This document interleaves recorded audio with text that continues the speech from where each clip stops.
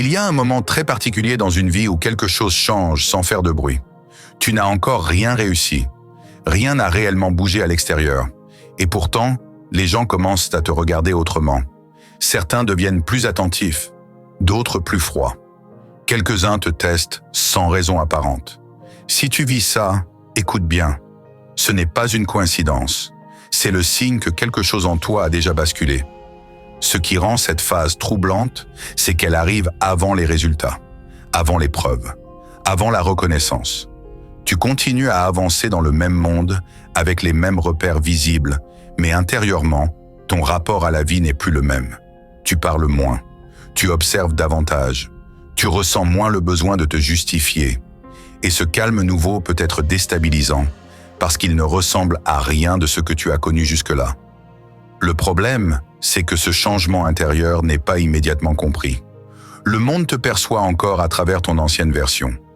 Les systèmes avancent lentement, et dans cet espace étrange entre ce que tu es devenu et ce que l'extérieur continue de te renvoyer, beaucoup commencent à douter. Ils se demandent s'ils n'ont pas perdu leur élan, s'ils ne sont pas en train de stagner, s'ils n'ont pas fait fausse route. Mais ce doute est trompeur, parce que ce que tu traverses n'est pas un échec, ce n'est pas un blocage, et ce n'est pas une parenthèse inutile. C'est une phase précise, une phase silencieuse, une phase où tout se réorganise avant de prendre forme, une phase que peu de gens savent reconnaître et encore moins traverser sans se saboter. Dans cette vidéo, je vais t'expliquer pourquoi les gens sentent ton changement avant même que tu réussisses, pourquoi cette période attire des résistances, des tests et parfois de l'incompréhension, et surtout comment traverser ce moment sans te refermer, sans te justifier et sans perdre ta direction. Si tu es encore là, ce n'est pas un hasard, c'est que cette phase te concerne plus que tu ne le penses. Il existe une phase dans une vie que presque personne ne sait expliquer, parce qu'elle ne commence pas par un événement, parce qu'elle ne se voit pas et parce qu'elle ne fait aucun bruit. Cette phase arrive sans prévenir. Un jour, tu te rends compte que quelque chose s'est calmé en toi. Pas les difficultés, pas les responsabilités, mais cette agitation intérieure constante, cette tension invisible qui te poussait à parler, à réagir, à te justifier. Tu n'as pas décidé de changer, tu n'as rien annoncé, tu n'as rien revendiqué. Et pourtant, ton rapport au monde n'est plus le même.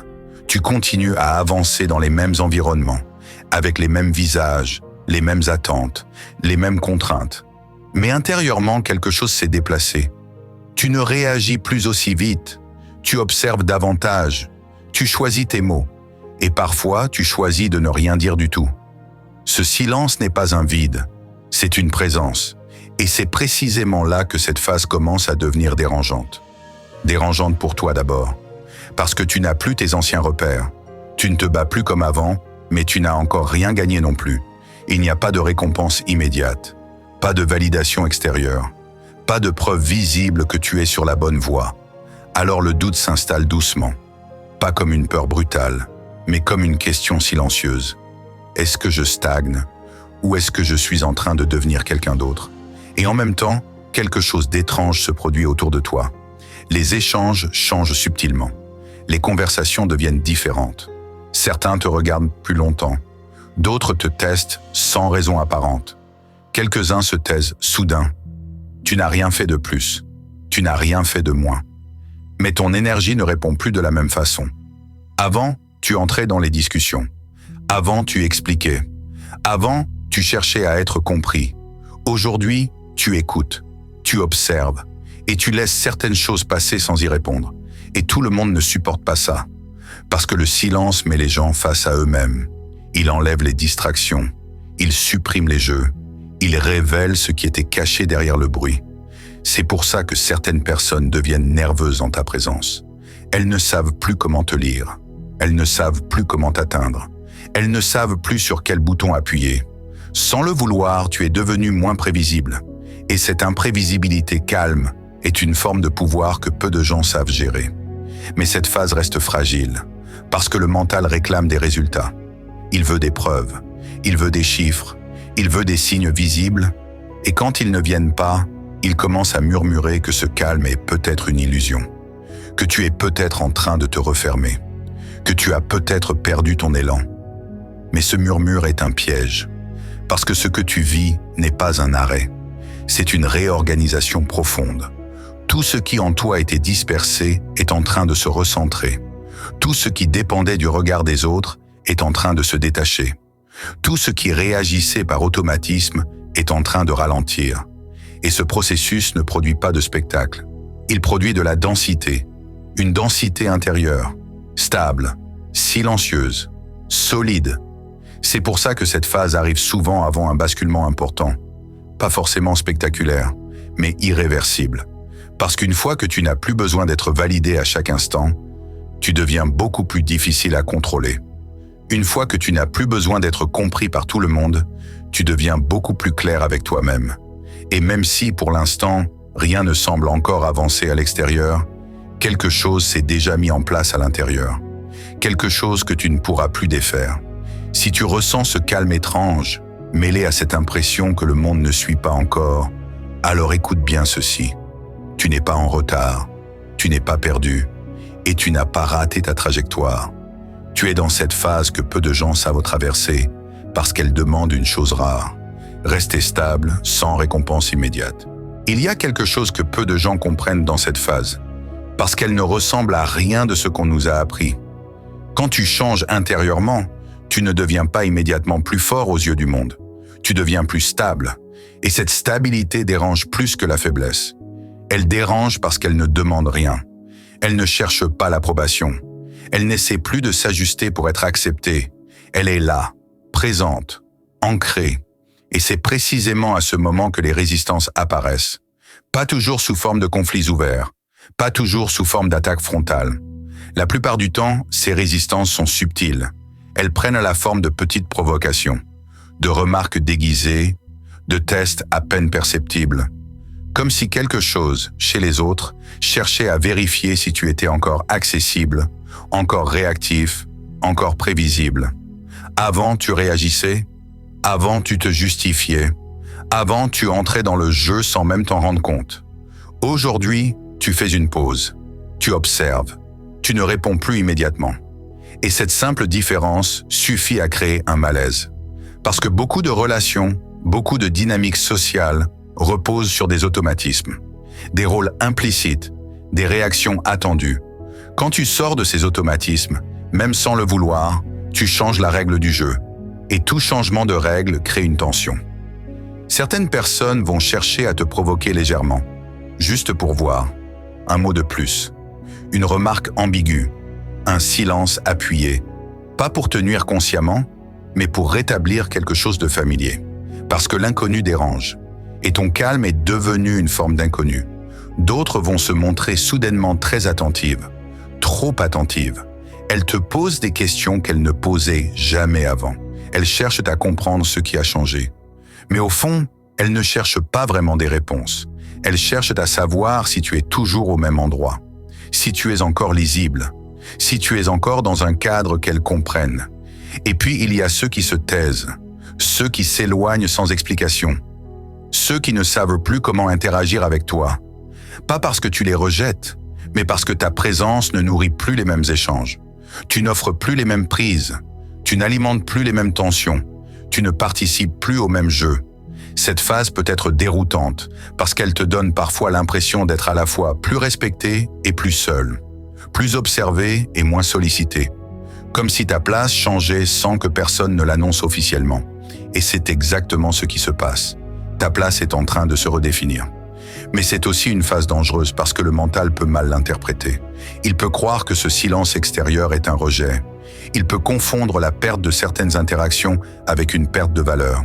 Il peut te pousser à vouloir revenir en arrière, à redevenir plus visible, plus bruyant, plus réactif, juste pour retrouver un sentiment de familiarité. C'est là que beaucoup sabotent leur propre transformation.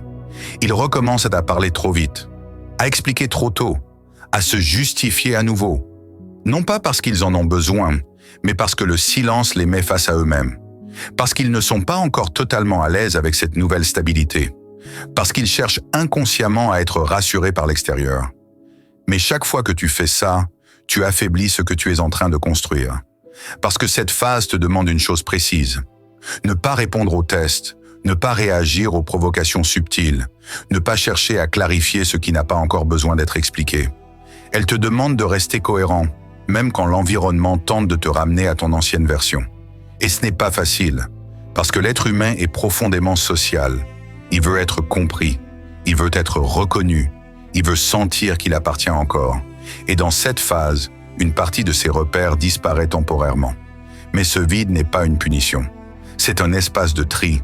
Ce qui reste dans ce silence est réel. Ce qui disparaît était conditionnel. Les relations qui survivent à ton calme sont celles qui n'avaient pas besoin de ton agitation pour exister. Les dynamiques qui s'effondrent sont celles qui dépendaient de tes réactions. Et plus tu acceptes ce tri sans t'y opposer, plus tu deviens clair sur ce que tu veux vraiment nourrir dans ta vie. Cette clarté n'est pas encore visible à l'extérieur. Elle ne se traduit pas encore par des changements concrets. Mais intérieurement, elle est déjà là. Elle se manifeste par une sensation étrange de solidité. Comme si, même sans certitude, tu savais que tu pouvais tenir. Comme si, même sans preuve, tu savais que quelque chose de juste était en train de se faire. C'est pour ça que cette phase attire autant de résistance. Parce qu'elle marque le moment où tu n'es plus facilement influençable. Où tu n'es plus guidé uniquement par la peur de perdre ou le besoin d'être validé. Où tu commences à exister depuis un centre plus stable. Et tout ce qui perd son emprise cherche, d'une manière ou d'une autre, à la récupérer. Mais si tu restes là, sans te durcir, sans te fermer, sans te justifier, alors cette phase devient un passage vers une forme de force plus silencieuse, plus profonde, plus durable. Une force qui ne s'impose pas, mais qui ne se laisse plus déplacer. Et c'est exactement à partir de là que les choses commencent à changer pour de vrai. Pas dans le bruit, pas dans la confrontation, mais dans le positionnement. À ce stade de la traversée, quelque chose commence à se produire, même si rien n'est encore visible de l'extérieur. Ce n'est plus seulement une question de calme ou de silence. C'est une question de positionnement intérieur. Tu ne fais plus les choses pour provoquer une réaction. Tu n'agis plus pour être validé. Tu avances parce que c'est juste pour toi, même si personne ne le remarque encore. Et ce changement-là modifie subtilement ta manière d'être dans le monde. Tu ne cherches plus à occuper l'espace. Tu le laisses venir à toi. Tu ne forces plus les échanges. Tu observes lesquels se présentent naturellement. Tu n'essaies plus d'être compris à tout prix. Tu acceptes que certaines choses restent floues, incomplètes, non expliquées. C'est à partir de là que le monde commence à réagir différemment. Pas de manière spectaculaire, pas avec des annonces claires, mais par de petits ajustements presque imperceptibles. Des opportunités qui apparaissent sans que tu les aies cherchées. Des conversations qui prennent une autre tournure. Des personnes qui te parlent avec un ton différent, plus posé, plus attentif. Tu remarques aussi que certaines situations qui te mettaient autrefois sous tension n'ont plus le même effet. Là où tu aurais réagi immédiatement, tu prends maintenant un temps. Là où tu aurais expliqué, tu choisis parfois de laisser un silence. Et ce silence change la dynamique. Il oblige l'autre à se positionner. Il révèle ce qui était auparavant masqué par la vitesse et le bruit. Ce n'est pas que tu deviens distant, c'est que tu deviens sélectif. Tu accordes ton énergie là où elle a un sens. Tu la retires là où elle se dissipait inutilement. Et plus tu fais cela, plus tu ressens une forme de cohérence intérieure. Une sensation de ne plus être éparpillé. De ne plus courir dans toutes les directions à la fois. Dans cette phase, tu comprends quelque chose d'essentiel. Ce n'est pas le monde qui décide quand tu es prêt. C'est toi. Et cette readiness, cette disponibilité intérieure, ne dépend pas des circonstances extérieures. Elle dépend de ta capacité à rester centré, même quand tout n'est pas encore clair. C'est pour ça que cette phase peut sembler lente, parce qu'elle n'est pas orientée vers la performance immédiate. Elle est orientée vers la solidité. Tu es en train de bâtir quelque chose qui ne s'effondrera pas au premier choc. Tu es en train de poser une base qui supportera ce qui viendra ensuite, même si ce qui vient est plus grand que ce que tu imagines aujourd'hui. Et paradoxalement, plus tu acceptes de ne pas forcer, plus les choses commencent à se mettre en place. Pas toujours là où tu les attendais, pas toujours sous la forme que tu avais imaginée, mais d'une manière qui respecte davantage ce que tu es devenu. Tu n'as plus besoin de te contorsionner pour saisir une opportunité. Tu la reconnais quand elle est juste. Tu la laisses passer quand elle ne l'est pas. Ce discernement nouveau te donne une forme de liberté. Tu n'es plus prisonnier de la peur de manquer. Tu sais que ce qui te correspond réellement ne te demandera pas de te renier. Et cette certitude calme te permet de patienter sans frustration excessive.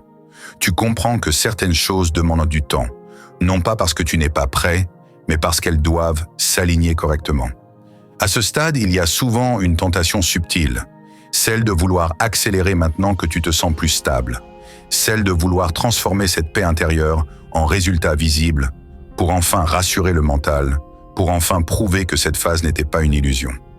Mais cette tentation est encore une fois un test de cohérence. Parce que si tu forces maintenant, tu risques de reconstruire les mêmes schémas qu'avant, simplement avec une façade plus calme. Tu risques de retomber dans l'agitation, dans l'attente de validation, dans la dépendance aux signes extérieurs. Alors que ce que tu es en train d'apprendre, c'est à avancer sans t'accrocher à ces repères. Cette phase te demande de faire confiance à quelque chose de plus lent, mais de plus profond. De continuer à agir, mais sans précipitation. De rester ouvert, mais sans te disperser. De rester présent, mais sans t'exposer inutilement. C'est un équilibre fin, exigeant, mais incroyablement formateur. Et plus tu tiens cet équilibre, plus tu sens que quelque chose s'aligne. Pas seulement dans tes actions, mais dans ta manière d'être. Tu n'es plus en train de devenir quelqu'un d'autre. Tu es en train de devenir plus pleinement toi, sans masque, sans tension excessive, sans cette peur constante de mal faire ou de rater quelque chose. C'est souvent à partir de là que le monde commence à s'ajuster pour de vrai. Non pas parce que tu l'as forcé à changer, mais parce que tu n'es plus en décalage avec toi-même. Et ce qui est aligné à l'intérieur finit toujours par trouver une forme d'écho à l'extérieur. Même si cet écho est encore discret, même s'il est encore fragile, il est réel et il repose sur quelque chose que tu as construit en silence, quelque chose que tu n'aurais jamais pu construire dans la précipitation. Tu es entré dans une phase où chaque pas compte davantage, non pas par sa taille, mais par sa justesse. Et cette justesse, une fois installée, ne disparaît plus. Elle devient ta manière naturelle d'avancer, ta nouvelle norme, ton nouveau rythme. Et ce rythme-là, même s'il ne ressemble à rien de spectaculaire aujourd'hui, est celui qui permet les transformations durables. Pas celles qui impressionnent un instant, mais celles qui tiennent dans le temps. À un moment précis, sans annonce officielle, sans décision spectaculaire, tu comprends quelque chose de fondamental. Tu réalises que tu ne peux plus revenir en arrière. Pas parce que ta vie a déjà changé extérieurement, mais parce que toi, tu n'es plus le même à l'intérieur.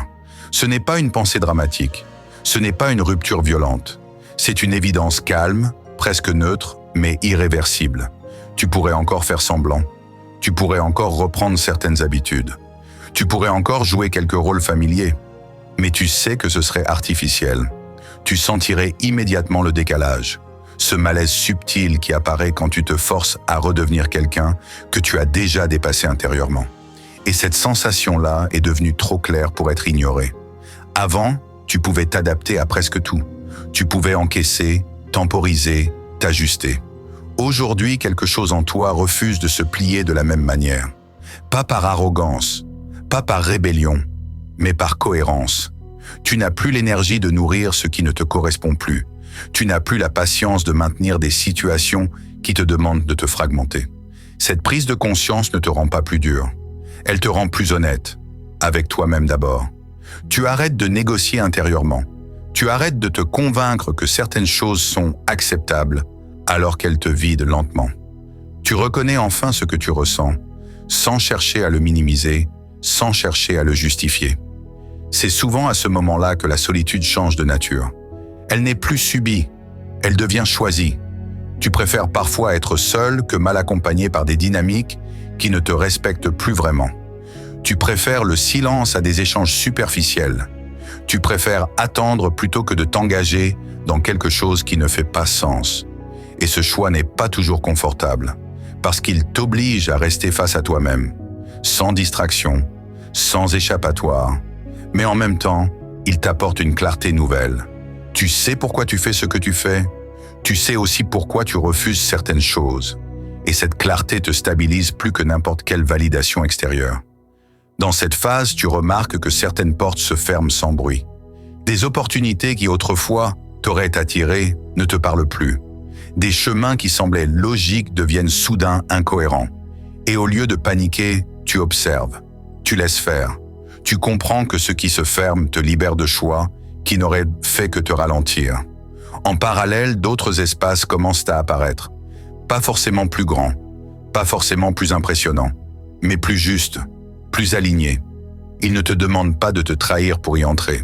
Ils ne te demandent pas de te suradapter. Ils résonnent avec ce que tu es devenu, même si tu ne sais pas encore exactement où ils mènent. C'est ici que la notion de réussite commence à changer profondément. Tu ne la mesures plus uniquement en résultats visibles.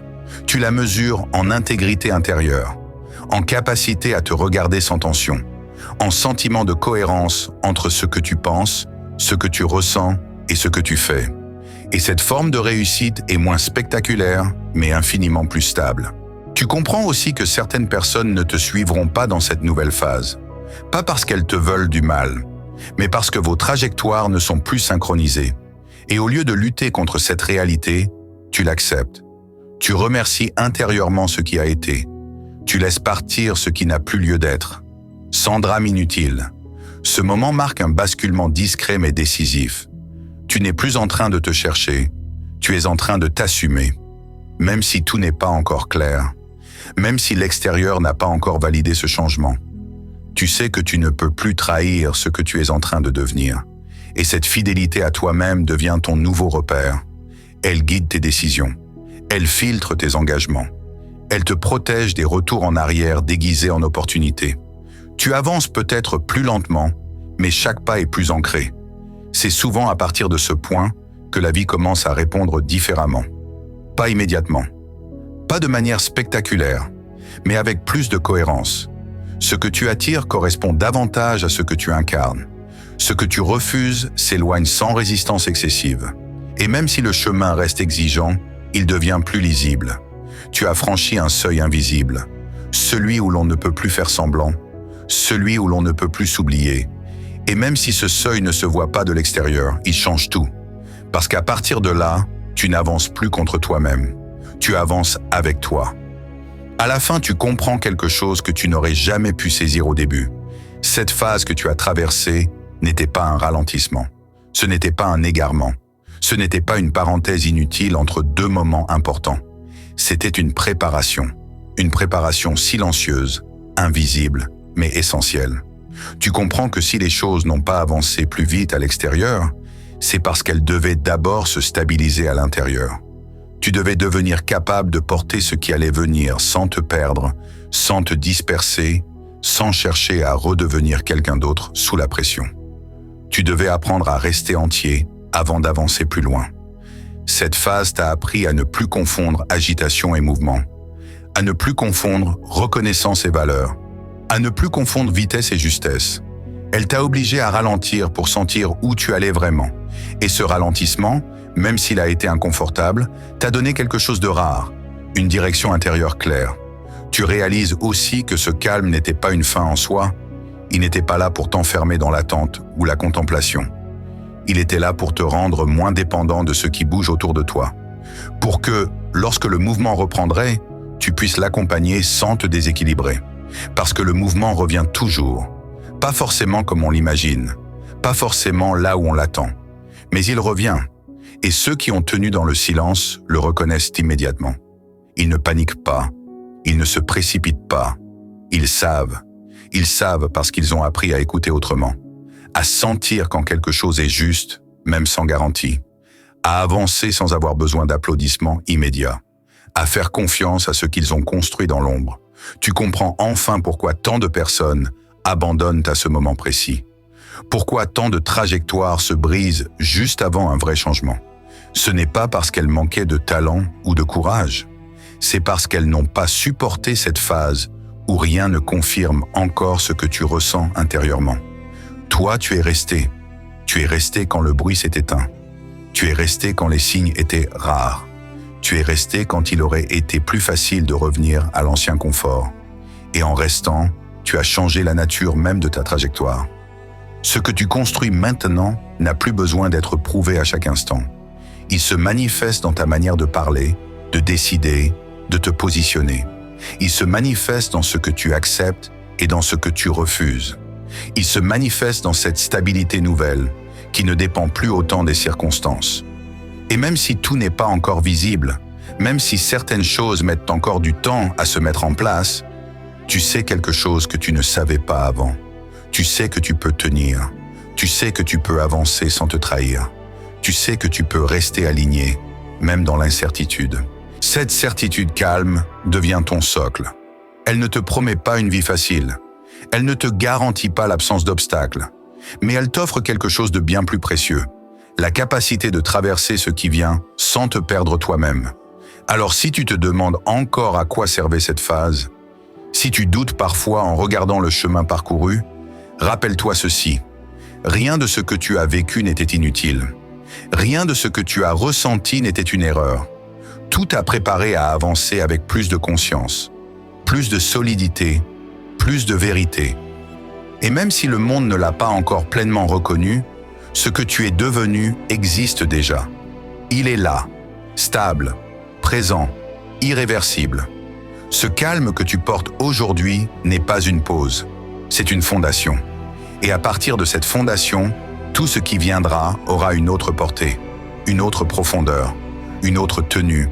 Tu n'as pas attendu pour rien, tu t'es construit.